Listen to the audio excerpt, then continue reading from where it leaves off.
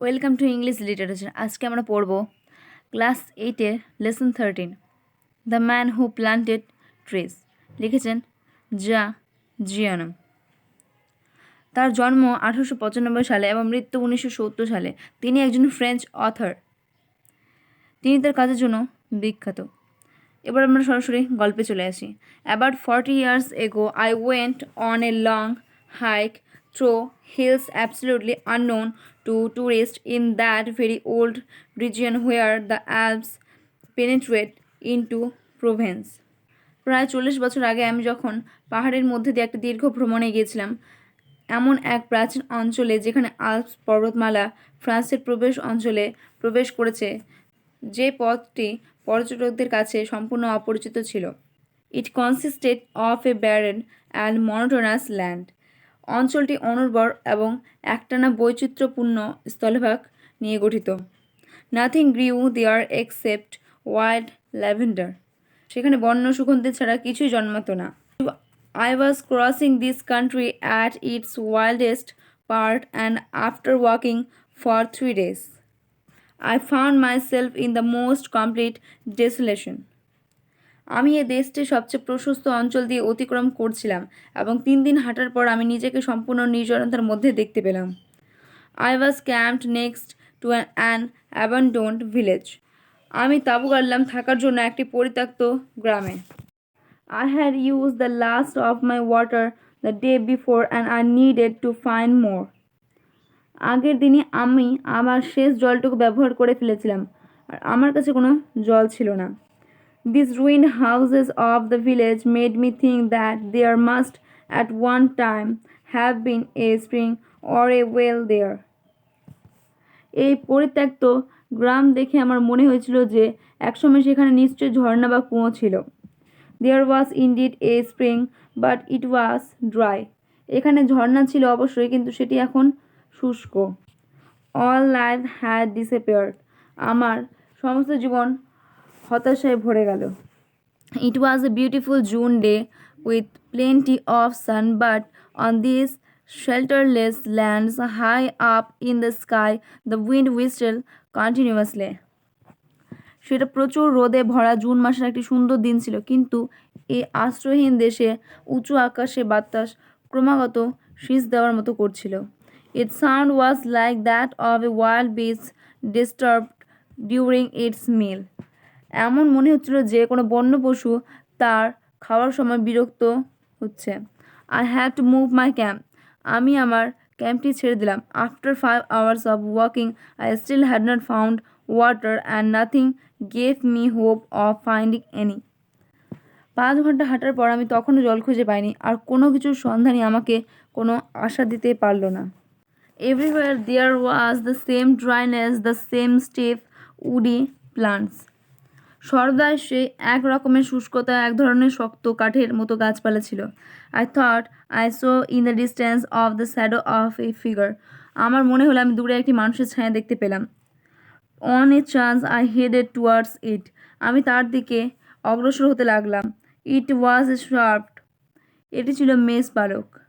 30 lambs or so were resting near him on the scorching ground. প্রচণ্ড উত্তাপে মাটিতে তার কাছে আমি বিশ্রামের জন্য গেলাম। He gave me a drink and a little later he led me to his spear's cottage. সে আমাকে জল দিল এবং কিছুক্ষণ পর তার কুটিরে নিয়ে গেল। He shared his soup with me. সে তার স্যুপটি আমার সাথে ভাগাভাগি করল। It had been agreed immediately that I would pass the night there, and closest village being still more than a day and half further on. তখনই ঠিক হলো যে আমি রাত্রিটি এখানে অতিবাহিত করব, কারণ সবচেয়ে কাছের গ্রামটি তখনও সেখানে আর 1.5 দিনেরও বেশি। There are 4 villages dispersed far from one another on the flanks of the hills in this area. এই এলাকায় পাহাড়ের আশেপাশে 4-5টি গ্রাম দূরে ছড়িয়ে ছিটিয়ে ছিল। They are inhabited by woodcutters who make charcoal. সেই গ্রামগুলিতে কয়েকটি কাঠুরে বস্তি রয়েছে যারা কাঠ কয়লা প্রস্তুত করে। The shepherd took out a bag and poured a pile of acorns out onto the table. মেষপালক একটি থলে বের করে তার টেবিলের ওপর গাছের বীজ ঢালল। He began to examine them one after another with a great deal of attention, separating the good ones from the bad. সে গভীর মনোযোগ সহকারে একটির পর একটি বীজকে পরীক্ষা করতে শুরু করলো আর ভালো বীজগুলিকে খারাপ বীজ থেকে আলাদা করতে লাগলো।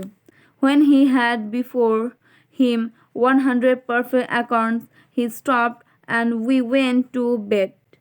তারপর যখন সে 100টি নিখুঁত ওকের বীজ জড়ো করতে পারলো তখন আমরা ঘুমোতে গেলাম। The company of this man brought me a feeling of peace. এই লোকটির সাথে আমি খুব শান্তি অনুভব করছিলাম। He gave me the impression that nothing could disturb him. সে আমাকে এমন কোনো ধারণা সৃষ্টি করেনি যেটি আমাকে বিচলিত করতে পারে। I was intrigued and I wanted to find out more about this man. আমি এই লোকটির সম্পর্কে কৌতূহল প্রকাশ করলাম এবং এই লোকটির সম্পর্কে অনেক কিছু খুঁজে বের করতে চাইলাম। Before going out the next day, he soaked in a bucket of water the acorns that he had so carefully chosen and counted. পরদিন বেরোনোর আগে একটি জলের বালতিতে সেই ওক বীজগুলিকে ভিজিয়ে রাখলো যেগুলি সে কাল রাতে বেছে রেখেছিল। He carried an iron rod too as a walking stick. তার কাছে একটি লোহার রডও ছিল যেটি সে সঙ্গে নিল। He invited me to come along with him. সে আমাকে তার সঙ্গে যাওয়ার কথা বলল। Having arrived at the place he had been heading for, he began to pound his iron rod into the ground. সে যেদিকে যেতে চাইল সেখানে পৌঁছে সে তার লোহার রডটি দিয়ে মাটিতে আঘাত করতে শুরু করলো। This man had a hole in which he placed an acorn and covered over the hole again. আঘাতের পর সে একটি গর্ত তৈরি করলো যার মধ্যে সে ওক বীজটিকে রেখে দিল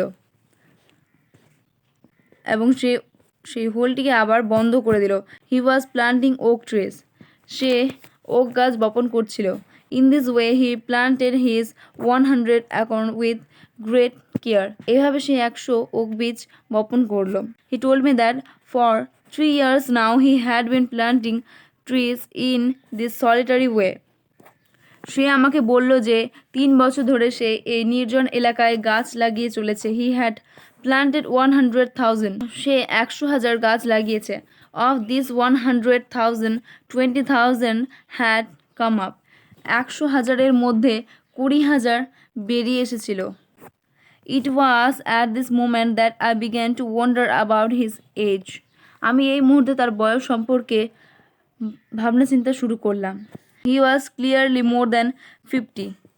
তাকে সরাসরি 50-এর বেশি মনে হবে। 55, he told me. 55, সে আমাকে বলল। His name was Elzar Bofier. তার নাম ছিল এলজিওর বোফিয়ার।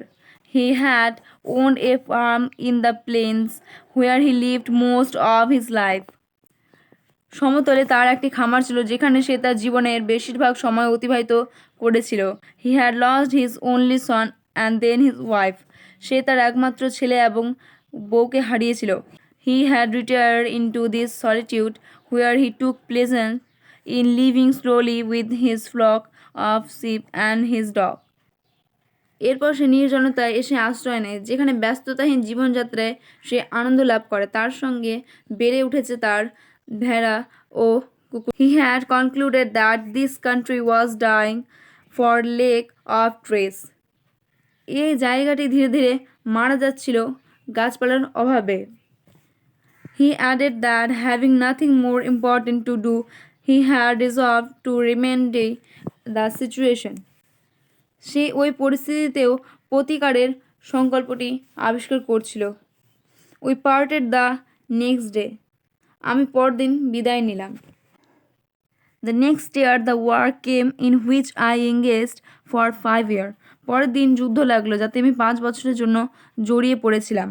With the war behind me, I had a greater desire to breathe a little pure air and I set out again along the trail through that deserted country. আমার পেছনে যুদ্ধ থাকাকালীন আমার প্রচণ্ড আকাঙ্ক্ষা হয়েছিল বিশুদ্ধ বাতাসে একটু শ্বাস নেওয়ার জন্য আর আমি পথ চিহ্নিত করে সেই পরিত্যক্ত দেশে রওনা দিলাম। The land had not change, দেশটার পরিবর্তন হয়নি। Ever since the day before I had been thinking about the shepherd who planted trees. তারপর আমি সেই মেষপালকের কথা ভাবছিলাম। 10,000 oaks, I had said to myself, must really take up a lot of space. 10,000 okay গাছ, আমি নিজের মনে মনে ভাবলাম, অবশ্যই প্রচুর জায়গা নেবে। When I met Elzar Bofier this time, I found that the war had not disturbed him at all. এবার যখন আমি এলজিয়ার বোফিয়ার সাথে দেখা করলাম, আমি দেখলাম যে যুদ্ধ তাকে বিচলিত করেনি। He had continued with his planting. সে এখনও তার গাছ লাগিয়ে চলেছে। The oaks of 1910 were now 10 years old and were taller than me and then him. 1910 খ্রিস্টাব্দে ওক গাছগুলির বয়স এখন 10 বছর, আর সেগুলি এখন আমার ও তার চেয়ে নিশ্চয়ই লম্বা হয়েছিল। This scene was impressive. দৃশ্যটি ছিল মনমুগ্ধ করা। I was actually speechless and we passed the whole day in silence walking through in forest. আমি নির্বাক হয়ে গিয়েছিলাম এবং সারাদিন নিস্তব্ধতার মধ্যে জঙ্গলে হাঁটাহাঁটি করছিলাম। It was in 3 sections, elevated, kilometers long overall, and at its widest point 3 kilometers wide. জঙ্গলের 3টি অংশ ছিল, সব মিলিয়ে 11 কিলোমিটার লম্বা, আর সেটির সবচেয়ে প্রশস্ত অঞ্চলের 3 কিলোমিটার চওড়া। When I considered that this land all sprung from the hands and from the soul of this man without technical aids, it struck me that men could be as effective as God in domains other than destruction. তারপর আমি বিবেচনা করলাম যে এই সব কিছুই কিন্তু একটি মানুষের হাতে ও তার আন্তরিকতা থেকে গজিয়ে উঠেছে, কোনো রকম প্রযুক্তিবিদ্যা ছাড়াই। এটি আমাকে বিমুগ্ধ করে যে ধ্বংস ছাড়া বিভিন্ন ক্ষেত্রে মানুষ ঈশ্বরের মতোই কার্যকরী হয়ে উঠতে পারে। এই ছিল আমাদের আজকের গল্পটি। অ্যাট লাস্ট আমি এটাই বলবো যে এই গল্পটি খুবই সুন্দর। এখানে একটি মাত্র মানুষ এতগুলি গাছ লাগাতে পারে এবং একটি ডেজার্টের আইল্যান্ডকে, যেখানে কোনো গাছপালা কোনো কিছু ছিল না, সেখানে সে একটি জঙ্গলের সৃষ্টি করেছে এতগুলি গাছ লাগিয়ে।